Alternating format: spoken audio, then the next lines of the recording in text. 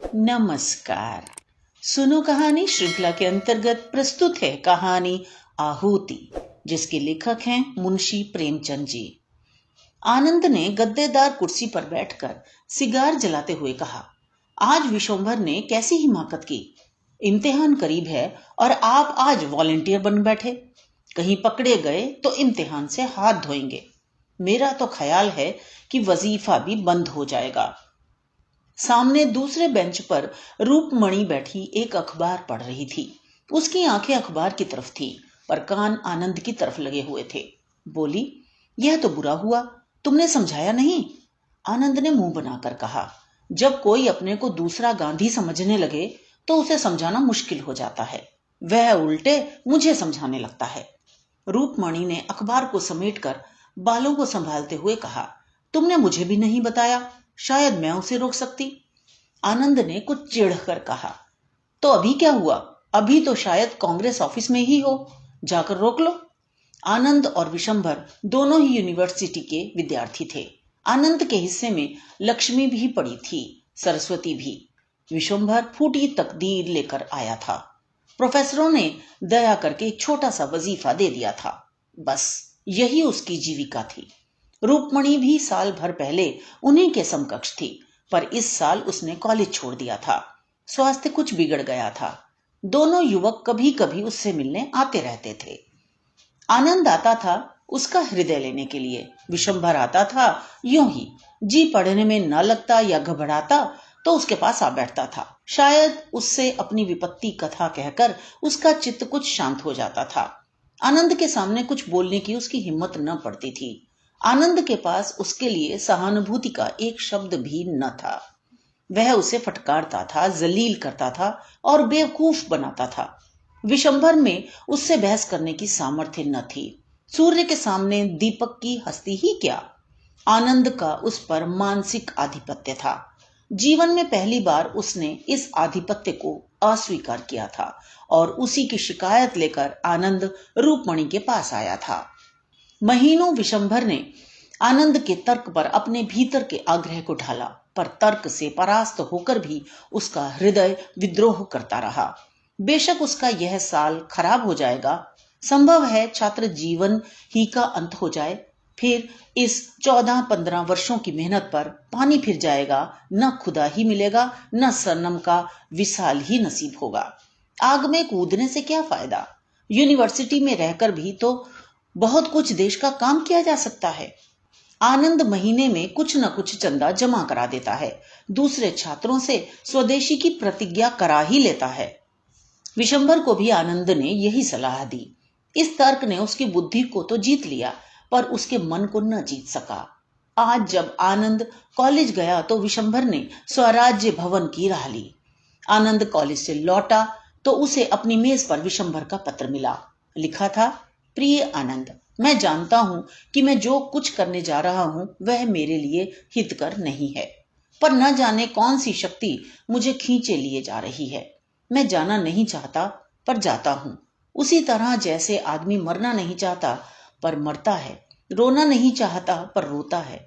जब सभी लोग जिन पर हमारी भक्ति है ओखली में अपना सिर डाल चुके थे, तो मेरे लिए भी अब कोई दूसरा मार्ग नहीं है।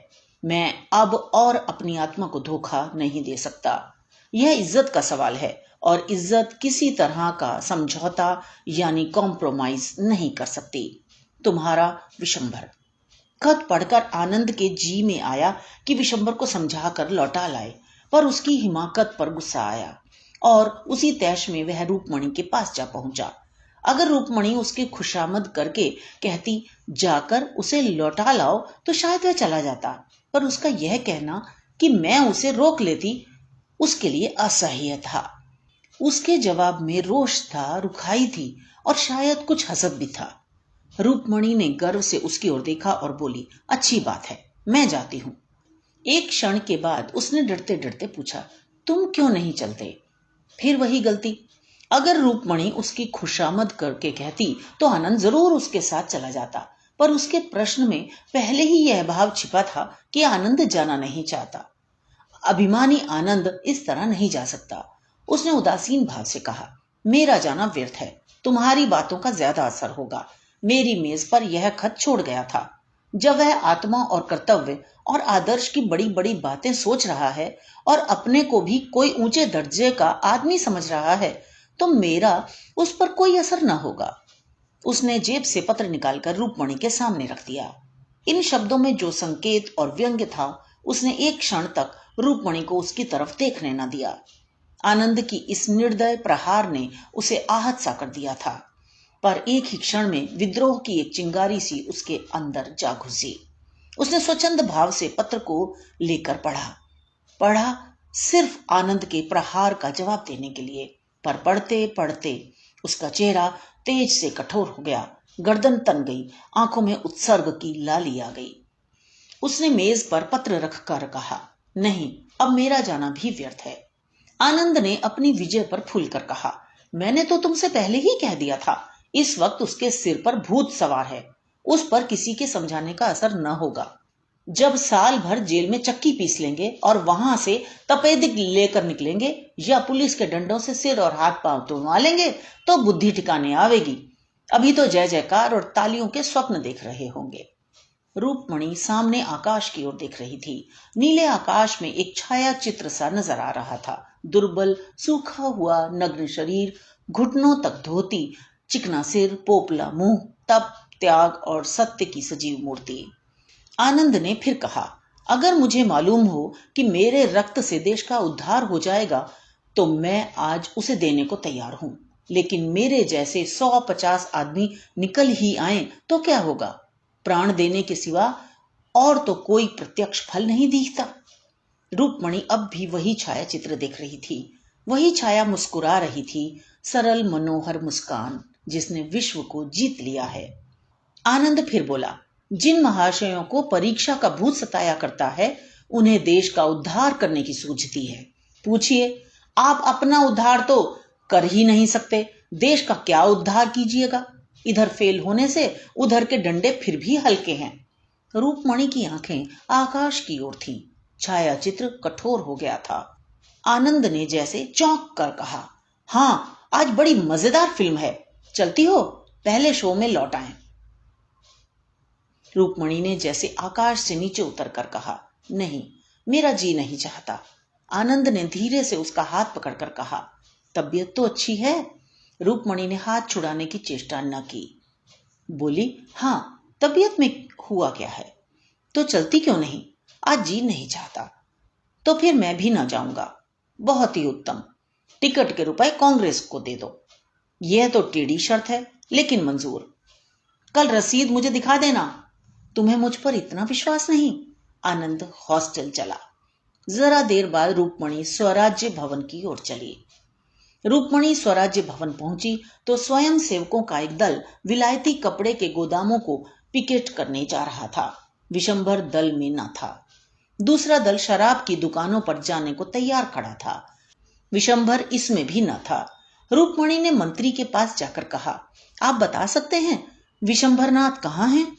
मंत्री ने पूछा। वही जो आज भर्ती हुए हैं? जी हाँ, वही। बड़ा दिलेर आदमी है, देहातों को तैयार करने का काम लिया है। स्टेशन पहुंच गया होगा, 7 बजे की गाड़ी से जा रहा है, तो अभी स्टेशन पर होंगे। मंत्री ने घड़ी पर नजर डालकर जवाब दिया, हाँ, अभी तो शायद स्टेशन पर मिल जाएं। रूपमणि ने बाहर निकलकर साइकिल तेज की। स्टेशन पर पहुंची तो देखा विशंभर प्लेटफॉर्म पर खड़ा है। रूपमणि को देखते ही लपक कर उसके पास आया और बोला, तुम यहाँ कैसे आई? आज आनंद से तुम्हारी मुलाकात हुई थी? रूपमणि ने सिर से पांव तक उसे देखकर कहा, यह तुमने क्या सूरत बना रखी है? क्या पांव में जूता पहनना भी देशद्रोह है? विशंभर ने डरते डरते पूछा, आनंद बाबू ने तुमसे कुछ कहा नहीं? रूपमणि ने स्वर को कठोर बनाकर कहा, जी हाँ, कहा। तुम्हें यह क्या सूझी? 2 साल से कम के लिए न जाओगे। विशंभर का मुंह गिर गया। बोला, जब यह जानती हो तो क्या तुम्हारे पास मेरी हिम्मत बांधने के लिए 2 शब्द नहीं हैं? रूपमणि का हृदय मसोस उठा, मगर बाहरी उपेक्षा को न त्याग सकी। बोली, तुम मुझे दुश्मन समझते हो या दोस्त? विशंभर ने आंखों में आंसू भरकर कहा, तुम ऐसा प्रश्न क्यों करती हो रूपमणि? इसका जवाब मेरे मुंह से न सुनकर भी क्या तुम नहीं समझ सकती? रूपमणि, तो मैं कहती हूं तुम मत जाओ। विशंभर, यह दोस्त की सलाह नहीं है रूपमणि, मुझे विश्वास है तुम हृदय से यह नहीं कह रही हो। मेरे प्राणों का क्या मूल्य है, जरा यह सोचो। एमए होकर भी 100 रुपए की नौकरी, बहुत बढ़ा तो 300-400 तक जाऊंगा। इसके बदले यहां क्या मिलेगा जानती हो? संपूर्ण देश का स्वराज्य। इतने महान हेतु के लिए मर जाना भी उस जिंदगी से कहीं बढ़कर है। अब जाओ, गाड़ी आ रही है। आनंद बाबू से कहना मुझसे नाराज ना हो। रूपमणि ने आज तक इस मंद बुद्धि युवक पर दया की थी, इस समय उसकी श्रद्धा का पात्र बन गया। त्याग में हृदय को खींचने की जो शक्ति है, उसने रूपमणि को इतने वेग से खींचा कि परिस्थितियों का अंतर मिट सा गया। विशंबर में जितने दोष थे वे सभी अलंकार बन बनकर चमक उठे। उसके हृदय की विशालता में वह किसी पक्षी की भांति उड़ उड़कर आश्रय खोजने लगी। रूपमणि ने उसकी ओर आतुर नेत्रों से देखकर कहा, मुझे भी अपने साथ लेते चलो। विशंभर पर जैसे घड़ों का नशा चढ़ गया। तुमको? आनंद बाबू मुझे जिंदा ना छोड़ेंगे। मैं आनंद के हाथों बिकी नहीं हूं। आनंद तो तुम्हारे हाथों बिके हुए हैं। रूपमणि ने विद्रोह भरी आंखों से उसकी ओर देखा, पर कुछ बोली नहीं।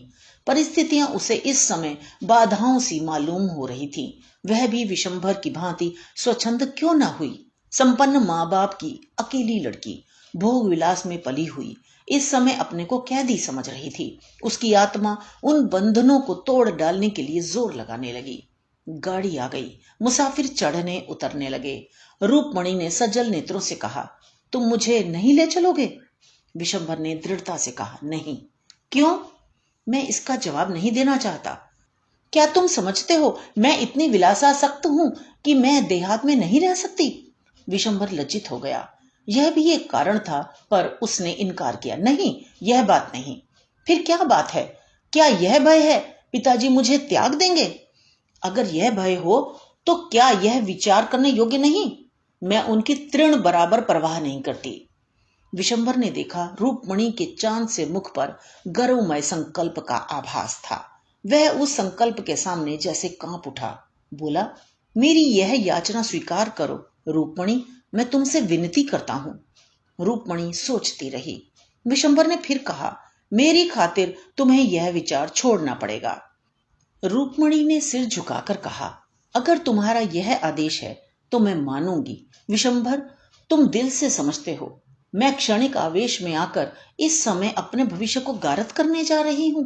मैं तुम्हें दिखा दूंगी, यह मेरा क्षणिक आवेश नहीं है, दृढ़ संकल्प है।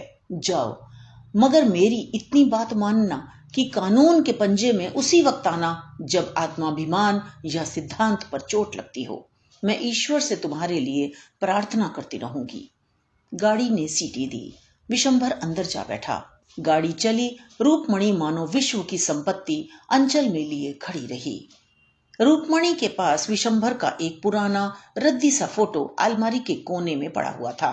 आज स्टेशन से आकर उसने उसे निकाला और उसे एक मखमली फ्रेम में लगाकर मेज पर रख दिया। आनंद का फोटो वहां से हटा दिया गया।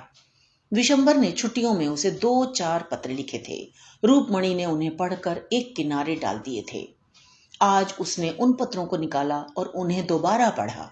उन पत्रों में आज कितना रस था। वह बड़ी हिफाजत से राइटिंग बॉक्स में बंद कर दिए गए। दूसरे दिन समाचार पत्र आया तो रूपमणि उस पर टूट पड़ी। विशंभर का नाम देखकर वह गर्व से फूल उठी। दिन में एक बार स्वराज्य भवन जाना उसका नियम हो गया। जलसों में भी बराबर शरीक होती। विलास की चीजें एक एक करके सब फेंक दी। रेशमी साड़ियों की जगह गाढ़े की साड़ियां आईं। चरखा भी आया। वह घंटों बैठी सूत काता करती। उसका सूत दिन दिन बारीक होता जाता था। इसी सूत से वह विशंभर के कुर्ते बनवाएगी। इन दिनों परीक्षा की तैयारियां थी। आनंद को सिर उठाने की फुर्सत न मिलती। 2-1 बार वह रूपमणि के पास आया, पर ज्यादा देर बैठा नहीं। शायद रूपमणि की शिथिलता ने उसे ज्यादा बैठने ही न दिया। 1 महीना बीत गया। एक दिन शाम आनंद आया। रूपमणि स्वराज्य भवन जाने को तैयार थी। आनंद ने भवें सिकोड़ कर कहा, तुमसे तो अब बातें भी मुश्किल हैं। रूपमणि ने कुर्सी पर बैठकर कहा, तुम्हें भी तो किताबों से छुट्टी नहीं मिलती। आज की कुछ ताजा खबर नहीं मिली। स्वराज्य भवन में रोज रोज का हाल मालूम हो जाता है। आनंद ने दार्शनिक उदासीनता से कहा। विशंभर ने तो सुना देहातों में खूब शोरगुल मचा रखा है। जो काम उसके लायक था वह मिल गया। यहाँ उसकी जबान बंद रहती थी, वहां देहातियों में खूब गरजता होगा, मगर आदमी दिलेर है। रूपमणि ने उसकी ओर ऐसी आंखों से देखा जो कह रही थी, तुम्हारे लिए यह चर्चा अनधिकार चेष्टा है, और बोली, आदमी में अगर यह गुण है तो फिर उसके सारे अवगुण मिट जाते हैं। तुम्हें कांग्रेस बुलेटिन पढ़ने की क्यों फुर्सत मिलती होगी? विशंभर ने देहातों में ऐसी जागृति फैला दी है कि विलायती का एक सूत भी नहीं बिकने पाता और न नशे की दुकानों पर कोई जाता है। और मजा ये है कि पिकेटिंग करने की जरूरत नहीं पड़ती। अब तो पंचायतें खोल रहे हैं। आनंद ने उपेक्षा भाव से कहा। तो समझ लो अब उनके चलने के दिन भी आ गए हैं। रूपमणि ने जोश से कहा, इतना करके जाना बहुत सस्ता नहीं है। कल तो किसानों का एक बहुत बड़ा जलसा होने वाला था। पूरे परगने के लोग जमा हुए होंगे। सुना है आजकल देहातों से कोई मुकदमा ही नहीं आता, वकीलों की नानी मरी जा रही है। आनंद ने कड़वेपन से कहा, यही तो स्वराज्य का मजा है कि जमींदार, वकील और व्यापारी सब मरे, बस केवल मजदूर और किसान रह जाएं। रूपमणि ने समझ लिया, आज आनंद तुल कर आया है। उसने भी जैसे आस्तीन चढ़ाते हुए कहा, तो तुम क्या चाहते हो कि जमींदार और वकील और व्यापारी गरीबों को चूस चूस कर मोटे होते जाएं, और जिन सामाजिक व्यवस्थाओं में ऐसा महान अन्याय हो रहा है उनके खिलाफ जबान तक न खोली जाए? तुम तो समाज शास्त्र के पंडित हो, क्या इसी अर्थ में यह व्यवस्था आदर्श कही जा सकती है? सभ्यता के 3 मुख्य सिद्धांतों का ऐसी दशा में किसी न्यूनतम मात्रा में भी व्यवहार हो सकता है? आनंद ने गर्म होकर कहा, शिक्षा और संपत्ति का प्रभुत्व हमेशा रहा है और हमेशा रहेगा। हाँ, उसका रूप भले ही बदल जाए।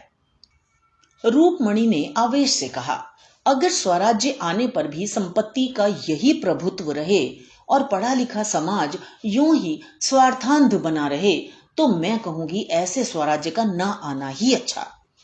अंग्रेजी महाजनों की धन लोलुपता और शिक्षितों का स्वहित ही आज हमें पीछे डाल रहा है। जिन बुराइयों को दूर करने के लिए आज हम प्राणों को हथेली पर लिए हुए हैं, उन्हीं बुराइयों को क्या प्रजा इसलिए सिर चढ़ाएगी कि वे विदेशी नहीं स्वदेशी हैं?